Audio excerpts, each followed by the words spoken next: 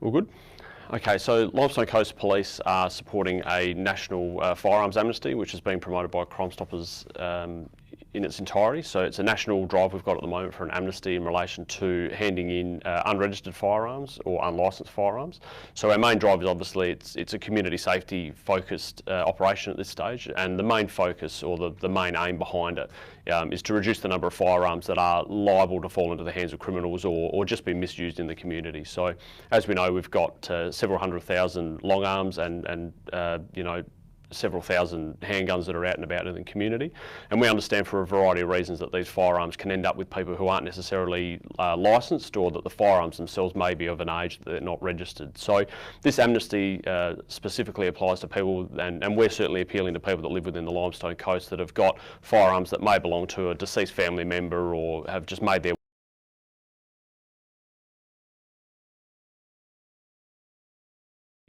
security of those firearms. But certainly our appeal on the amnesty is focused on firearms that are in the community that aren't registered. They may even be illegal firearms, they may be modified firearms.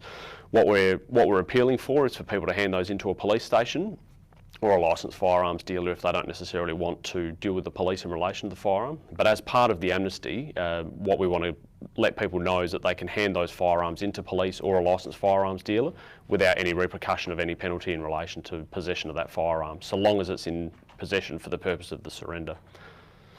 So this is a national amnesty, but is the Southeast being targeted for a special reason, or the Limestone Coast at public risk? No, there's no risk appetite with it. There's certainly, it is a national effort, and as I say, it's a national effort being driven by Crime Stoppers, so it's a national amnesty. All states and territories are taking involved because we all recognise, and again, for the Limestone Coast, we understand that we live in a vast regional area, and there's a lot of primary industry, there's a lot of people that, you know, for a myriad of lawful reasons have firearms. The specifics of this amnesty relate to those people who have a firearm that may be an heirloom, it may have been passed through an estate, or it may just be an old gun that's knocked around in the family for many years. Our messaging is really simple, that if the gun isn't registered or if it's not a lawful firearm, we want people to surrender it to the police without fear of any punishment before it falls into the hands of people that, you know, may use it and transfer it through to the criminal, you know, enterprise. So, you know, our appeal for people is in saying that, you know, don't be afraid to bring the gun in. If it's a sawn-off shotgun that's been on a property for many, many years, people can surrender that to the police anonymously, no questions asked, and without any further penalty. Our main aim is to enhance community safety by getting those guns in off the street.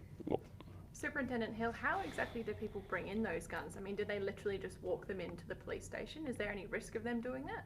Yeah, well, what I would say is if people want to visit crimestoppers.com.au, and they can also visit sapolice.gov.au, and they can go to those internet websites to research it more fully, but certainly we would encourage people to bring those in. So there's a myriad of ways that people can do it. Obviously in a built-up area like Mount Gambier, you know, we would certainly advocate either ringing the police station ahead of time or bringing, you know, a gun into a police station in a gun case or something similar, so they, you know, don't raise community concern bringing a gun in, and likewise they don't raise concern of police officers working behind the front counter. But certainly in your regional areas, we know that people that work on the land have really good relationships with, you know, their local police officer that they can ring and get in contact, and it may even be the case that the police officer can come out and take the gun and again just work through that paperwork, issue the receipt. But the reality is our main messaging is that it's another gun that we take out of the community, and it's again another gun that won't end up with criminals and, you know, pose a risk to the community more general. The other thing we want people to be aware of too is that, you know, the reality is people in regional communities and, you know, regional communities nationwide, when people die in the local community, it's obviously one of those things that people become aware of more quickly, and certainly historically we've seen instances where people have passed away, or, you know, elderly people that have been working on the land for, you know, dozens of years suddenly go to a retirement home or aren't living on that rural property. Quite often, if the firearms aren't surrendered to police or, you know, responsibly cared for, that then becomes a vulnerability that criminals will exploit. And there are people, sadly, in the community that will become aware that there are likely to be guns at an unattended property. And we know from history that, you know, these sorts of properties will be targeted. So along with the amnesty, it's the messaging of, you know, if you've inherited a gun through a deceased estate, if you're aware that, you know, there's a firearm that's insecure or, you know, eligible to be surrendered as part of this amnesty, our encouragement would be to bring it through. Again, no, it can be done anonymously.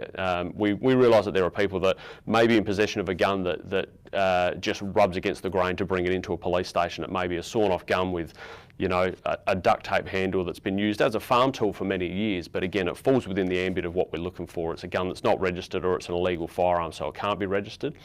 If they want to, again, get on the internet, have a look at crimestoppers.com.au or sapolice.gov.au, they'll be able to identify. We've got about 7 licensed gun dealers in the Limestone Coast specifically that are eligible and licensed to take these firearms. And again, anonymously, no questions asked, and they'll remove that gun from the community. So if people don't want to come into a police station, we understand the reasons why. But for our purposes, to get the guns off of the street and out of our regions, we would like them to take them through to a licensed gun owner, gun dealer. What is the penalty currently if they are found to have a gun like that on their property?